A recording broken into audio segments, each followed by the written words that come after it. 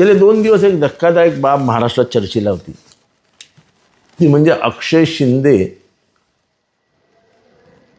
ज्याचा एन्काउंटर पोलिसांनी खून म्हणून घोषित केला आहे. ही हत्या आहे असं न्यायालयाचं म्हणणं आहे. असं असताना त्याचे आई वडील कोर्टात जातात आणि सांगतात की आम्हाला आज खटला नाही चालवायचा आहे. ते का सांगतात हे न समजण्या इतका महाराष्ट्र दुधखुळा नाही. प्रचंड राजकीय दबाव, प्रचंड पोलिसी दबाव आणि प्रचंड सामाजिक दबाव. समाजातले मोठे मोठे नेतेही त्यांना सांगतात खटला परत घ्या. कशासाठी? ज्या आईने टाहो फोडला होता की माझा मुलगा हे करूच शकत नाही, तिचे नातेवाईक म्हणतात की रिव्हॉल्वर तर सोडा, तो फटाकाही वाजवू शकत नाही, अशी सगळी पार्श्वभूमी असताना त्याची हत्या होते. होय, मी पहिल्या दिवशी सांगितलं होतं ही हत्या आहे. कधी माझ्या मतदारसंघात घडलं, त्या गोळ्यांचे आवाज ऐकणारी माणसं माझ्याकडे आहेत. जे जिथे घडलं ती ती ती ती उभी असलेला चहावाला माझ्याकडे आहे. आणि हे कोर्टात जाऊन बिचारा आई वडिलांना, आईचा काही दोष नाही. प्रचंड मानसिक दबावाखाली असलेल्या शिंदे कुटुंबियांनी खटला मागे घेण्याचा निर्णय घेतला. पण असा एखादा खून केवळ तक्रार करणाऱ्याला वाटलं की नाही नाही आता आपण माघार घेऊ म्हणून खून काय गायब होतो? हे कोणी डोकं दिलं यांना? हे जे करणारे आहेत त्यांना कोणी डोकं दिलं की तुम्ही हे करा म्हणजे तुमचा खून जाईल, निघून जाईल? मला नाही वाटत कोर्ट तुम्हाला माफ करेल. आणि एकदा तो खून आहे, ती हत्या आहे, ते एन्काउंटर नाही, हे कोर्टाने सांगितलं.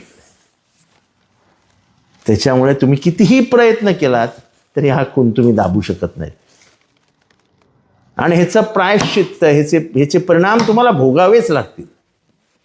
ज्या कोणी 150 इन्स्पेक्टरने हे घडवून आणलंय ना, त्याच्या अंगातली सगळी मगरुरी कायदा उतरवेल. आणि त्यातल्या त्यात हे जे घाणेरडे प्रकार तुम्ही केलेत, आईवडिलांवरती प्रेशर आणणं, आईवडिलांना घाबरवणं, आईवडिलांवरती पोलिसांचा दबाव आणणं, हे तर नीच कृत्य आहे. एखाद्या आईला स्वतःच्या पोटचा गोळ्या गेल्यानंतर काय दुःख होत असेल जिवंतपणे, याचा कधीतरी विचार करा. माणुसकीच्या दृष्टीने तुम्हालाही आई होती, आज तुम्हालाही पोरगा आहे.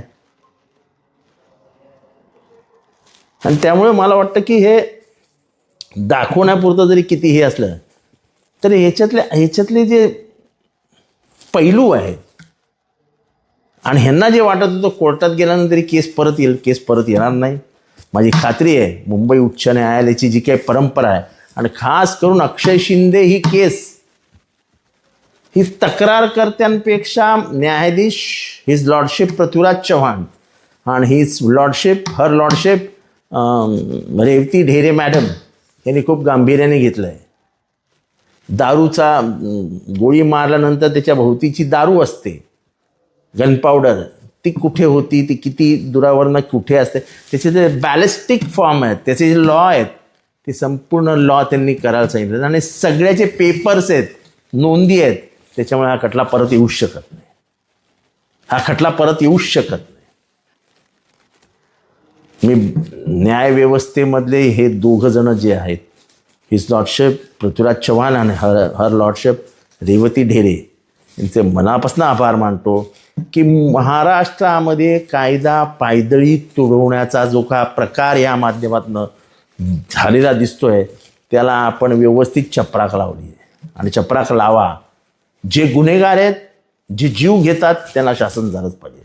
माझा साधा प्रश्न आहे, अक्षय शिंदे हा लैंगिक शोषणामध्ये बळी ठरवलात, गुन्हेगार ठरवलात, CCTV फुटेज कुठे गेला?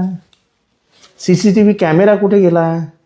ह्याच्याबद्दल कोणीच चर्चा करायला तयार नाही. सत्य परेशान हो सकता है, पराजित नहीं.